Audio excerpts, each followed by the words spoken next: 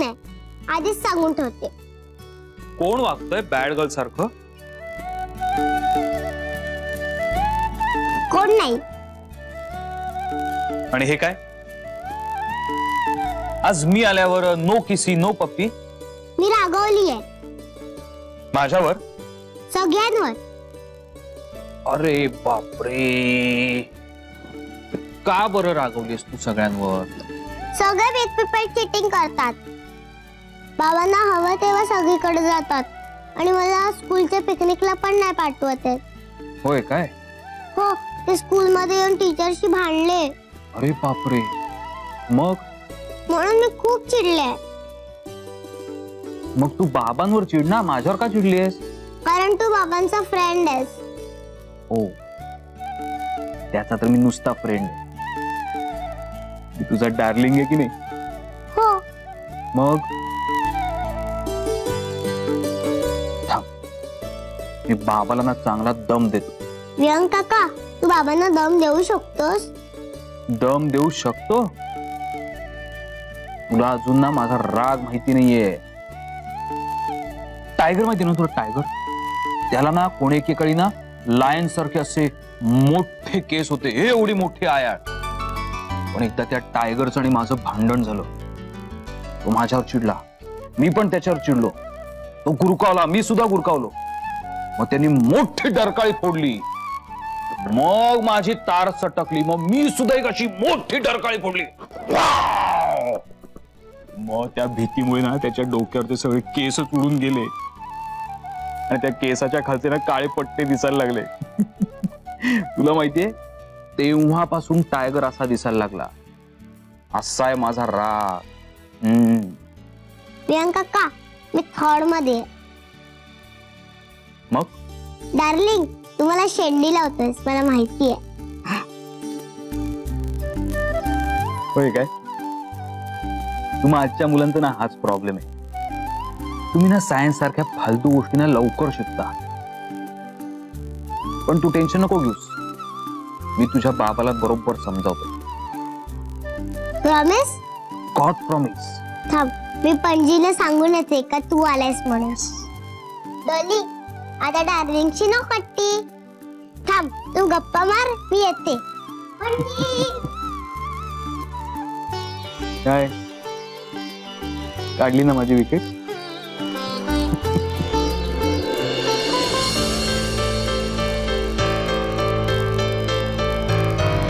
चारे काय ग, विचार करतीस का काय?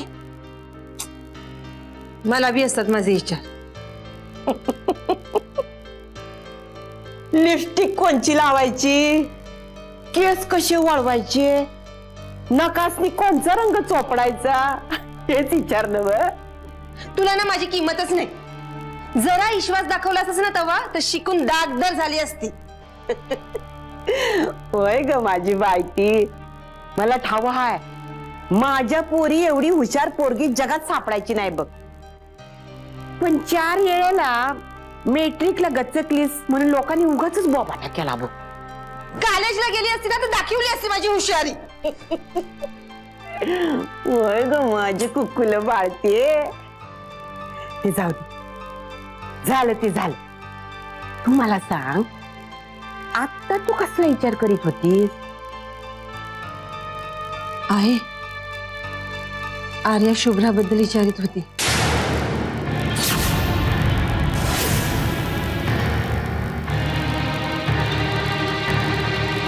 शुभ्राबद्दल? वय, तिनं म्हणा हे नाव सत्याच्या तोंडून ऐकलं आणि म्हणत त्या दिवशी तू बी काहीतरी बोलली तिच्याबद्दल. माझा बी मूर्खपणात झाला बघ. अगं युवी म्हणत होता त्याला बी माहिती शुभ्राबद्दल. ते नेत्रा गौरांच्या तोंडून ऐकलं म्हणत त्यानं. काय? वय, या नेत्राला बोलले की बाय काही नावं घेताना जरा जपून घेत जा. पण आहे आर्या जस जशी मोठी होणार तस तसे तिचे प्रश्न वाढतच जाणार. आता उत्तर देताना आपण कसं पूर्ण करणार ग? आणि आणि त्यात तिला प्रियाबद्दल माहिती. काय? प्रियाबद्दल काय? नाही म्हणजे प्रियाबद्दल काय सांगायचं हा सवालच आहे ना. नाजूक कळ हाय खरी, पण त्यावर भी एक उपाय हाय बघ. कोणता? सत्याने अनघाचं लगीन.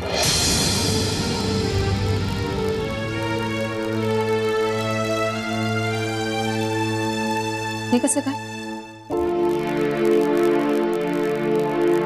हे बघ, आर्याच्या डोसक्यात हे समजे प्रश्न निर्माण होण्याचं मूळ कारण काय?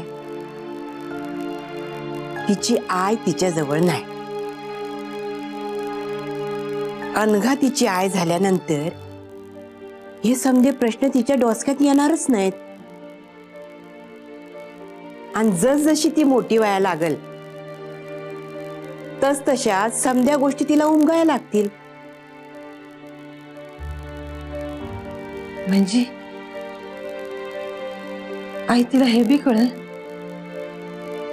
की सत्य तिचा खरा बा नाही म्हणून. आत्तापासून एवढा पुढचा विचार कशापायी करायचा? तिला कळल तेव्हा कळल की माझ्या सत्यानं सख्या बापापेक्षा जास्त माया केली आहे त्या पोरीवर. उद्या तिला कळलं तरी तिचं प्रेम कमी नाही व्हायचं बघ. आई बाकी काही नाही ग, पण सत्याच्या नशिबाची भीती वाटते. अगं ज्या नशिबानं सख्ख टिकू दिलं नाही ते नशीब हे मानलेलं टिकू देईल का ग?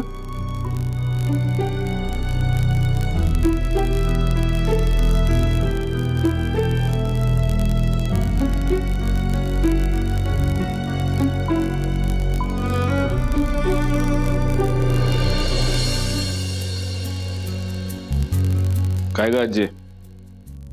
अरे सत्या, सारुळकरांकडनं पत्रिका आली आहे. त्यांच्या थोरल्याचं लगीन आहे. अरे वा, म्हणजे फायनली राम्या सारोळकर तयार झाला लगीन करा. मग जाणार आहेस की नाही लग्नाला? अरे म्या कुठली जाते लग्ना मुंजीला? शाली असती तर गेली असती. तिनं धरून ठेवलेली आणि जपलेली नाती आहे ती बघ. नाहीतर आपलं गणगोत कुठलं टिकाया आणि वाडाया. शालीला समजा गावाच्या खबरी बघ. म्हणजे कुणाची मुंज हाय, कुणाचं लगीन हाय, कुणाला कितवा महिना आहे समज. मला बाबा नाही जमलं ते. तिला 12 गावच्या खबरी असायच्या. नाही म्हणजे आईचं कौतिक करतीस का तिला टोमना मारतीस? अरे किती बी झालं तरी सासू आहे ना तिची. कौतिक करायचं ते बी टोमने मारूनच. आणि टोमना असा मारायचा की समोरच्याला आपलं कौतिक वाटलं पाहिजे. माझं कौतुक करताय? तुझं तर कौतिक आहेच गामाचे. घे चहा. विहंग आला होता त्याच्यासाठी केला होता. म्हणजे विहंगसाठी केलेल्या चहातून उरलेला चहा तुम्हाला देतेस? दादा अरे जावई आहे तो आपला. बरोबर आहे. इथं जावयाला चहा मिळतो, आम्ही जावई होऊन शिव्या खाल्ल्या फक्त लोकांच्या.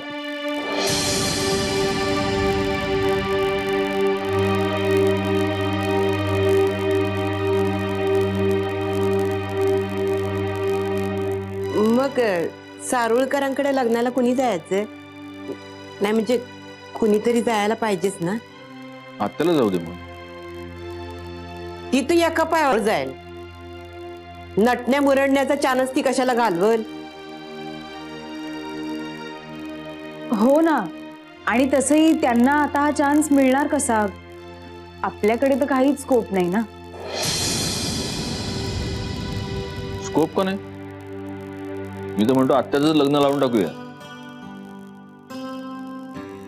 हे बघ, इथं बोललास ठीक झालं. असला फाजीलपणा तिच्या समोर करू नगस. फाजीलपणा काय त्यात? सांग ना, फाजीलपणा काय? मी आता म्हणतो आत्याचं आत्ता बी लागू शकतं लग्न. अरे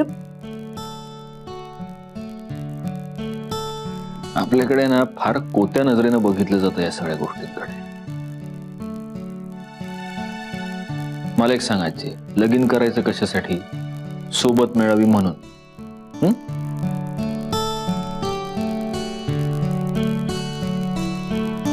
मग 40शीत आणि 50शीत आलेल्या लोकांना गरज नसते का सोबतीची?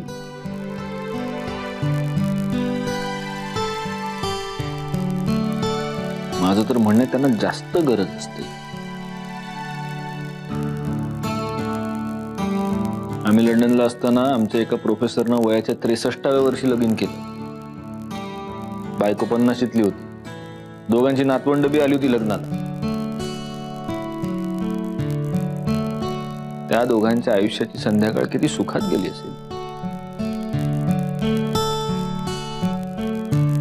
मी तर म्हणतो आत्या तयार असेल ना तर मी आज बी तिचं लगीन लावायला तयार आहे. दे ना. सावं झालंय जाळ्यात, लवकर घाला घाम. काय काय काय? अरे माझ्या सोन्या राजा, तू आता जी अक्कल पाजळलीस नव ती तुला बी लागू पडती.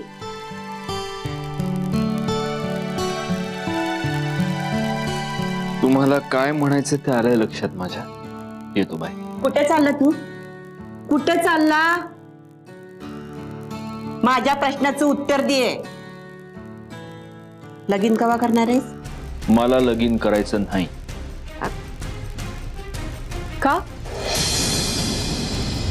म्हणजे तुला कंपॅनियनशिपची गरज नाहीये? मला काय गरज आहे? माझ्यासाठी तुम्ही सगळे आहात ना. दादा, माझा संसार आहे स्वतःचा. गौरंग दादांनी नेत्राला त्यांचा. आणि जर आता आत्यांचं लग्न लावून देणार अशी तर त्याही जाते. मग आणि म्या अमृत प्यालेली नाही. माझी बी फार फार तर 10च वर्ष. अजय, आर्या, आर्या आहे माझ्यासाठी. आर्या आहे. पण अजून 15-16 वर्षांनी तिचं बी लगीन होईल. तेव्हा तू 50शीला आलेला असशील, एकलाच उरशील. हे बघ अजय, तवाच म्या जाऊ दे, निघतो. तुला असं जाता यायचं नाही. मग मंजिरी कुठं आहे ते शोधून काढा. माझ्या मनातल्या समध्या प्रश्नांची उत्तरं मिळू देत, मग लाव माझं लगीन.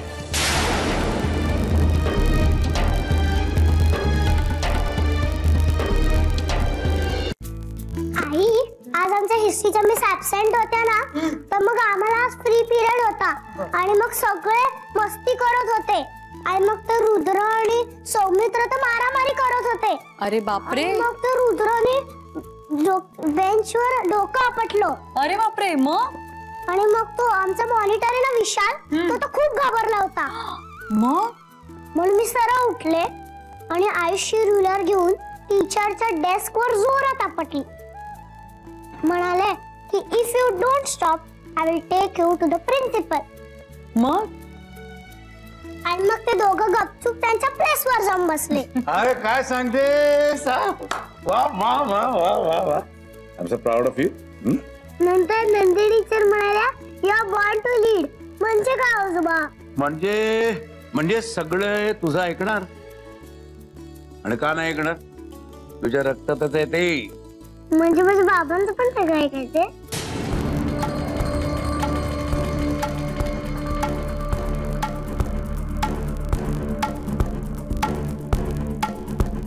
अगं तुझ्या आईचं सगळं ऐकतात की नाही? हा?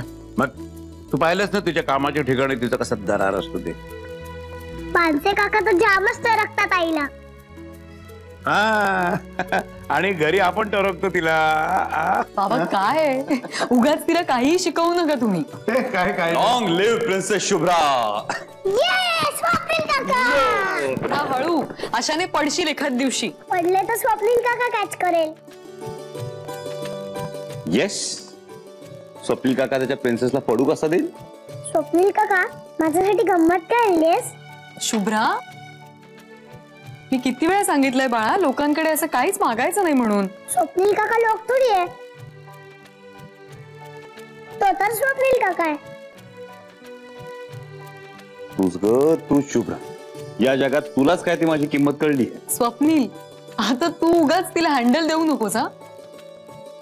काय वाडेकर, या वेलकम. काय आमचा मित्र काय म्हणतो अशोक? मजेत. आता नागपूरवरूनच येतोय. ये संत्रा बर्फी. संत्रा बर्फी, पण त्याआधी चला डायनिंग टेबलवर बसून खाऊया. आणि उरली तर आई आणि आजोबांना. हा उरली तर हा चला. बघितलं ना बाबा, केवढी ढमाली झालीये ती. आणि स्वप्नील आला ना की जास्त चेव चढतो आम्हाला. तो आमचे वेगवेगळे लाड पुरवतो ना, मग काय एकदम वेगळीच होऊन जाते ती. आणि तरी सुद्धा तू त्याचा विचार करत नाही अजून.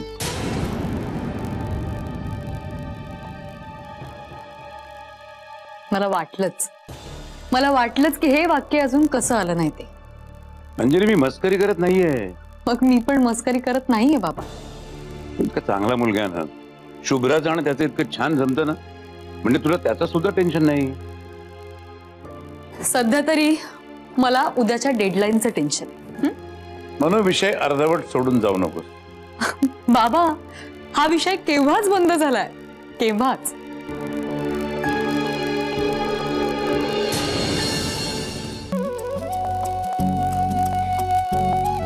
चल मम्मकर, मग तुला मम्मा शॉपिंगला घेऊन जाणार. मला नको मम्मा, मला नूडल्स पाहिजे. संध्याकाळी करू नूडल्स. युवी, असं का फेकतोय जेवण? ए बेडी मम्मा, माझी मम्मा अशी रडत नाही. माझी मम्मा अशी थप्पाक पण मारते. युवी नको ना मारूस. काय चाललंय? आत्या, हा बघ ना मला मारतोय.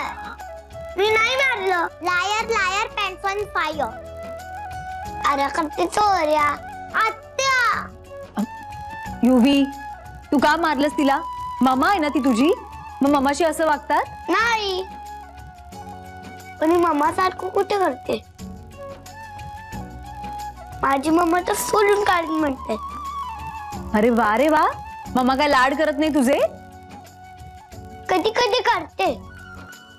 मग चला पटकन तिला सॉरी बोलून टाका बरं. सॉरी बोलले तर खायला देशील? अरे मी तुमच्यासाठी नूडल्स करून ठेवलेत बाहेर. चला रे खाऊया. चला पळा. बापरे, काय चाललंय यांचा धिंगाणा? भातुकली खेळत होते आर्या मामा आणि युवराज तिचा द्वाड मुलगा. ते आलंच.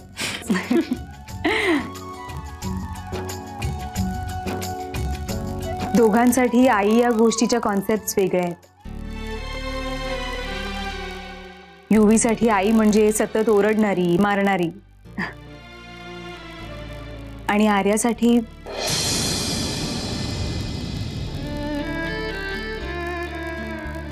तिच्यासाठी आई ही कॉन्सेप्टच नाहीये कदाचित.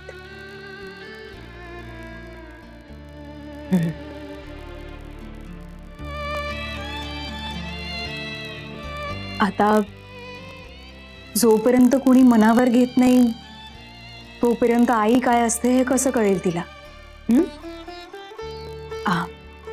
काय नाही, म्हणजे मला म्हणायचं होतं की आई काय असते, कशी असते हे तिला कसं कळेल ना. म्हणजे दादा जोपर्यंत दुसऱ्या लग्नाचा निर्णय घेत नाही. मंजुषा, आजी बोलल्यात तुझ्याशी.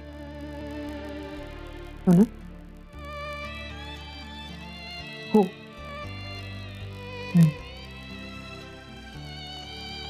अनाघाताई, काय ठरवलंय तुम्ही?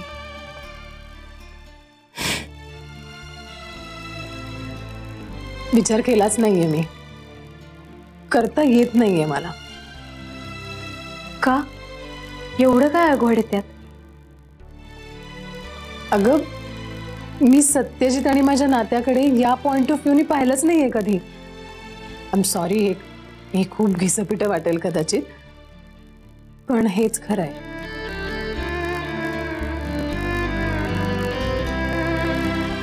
पॉइंट ऑफ व्ह्यू बदल तू. नाही, तितकं सोपं नाही आहे ते. अगं, जेव्हा मी आणि सत्यजित पहिल्यांदा भेटलो ना, तेव्हा मीच कम्प्लिटली कावरीबावरी होते. सर्व्हायव्हलचा प्रश्न होता ना, त्यामुळे इतर कशाचा विचार करायलाच वेळ नव्हता मला.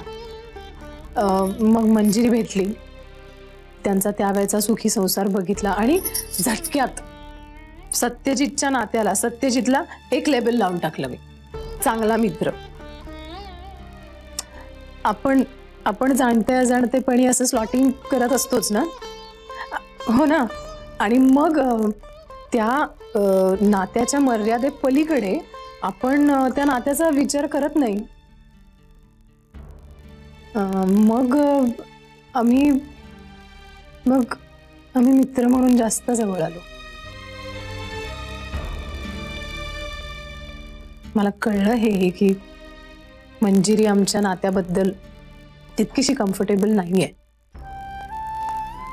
मग त्यानंतरच्या सगळ्या घटना, सगळी स्थित्यंतर, त्याच्यामध्ये एकच गोष्ट कायम राहिली, ती म्हणजे माझ्या आणि सत्यजितच्या नात्यावर लागलेलं मैत्रीचं लेबल, म्हणजे आमची मैत्री.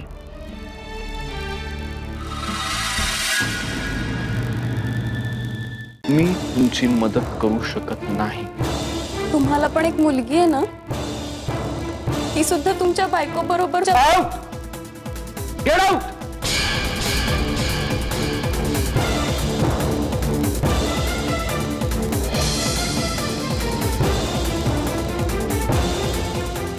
मी सुद्धा कुणाची तरी मुलगी आहे सत्यजित. होईल, जाणीव होईल कधीतरी.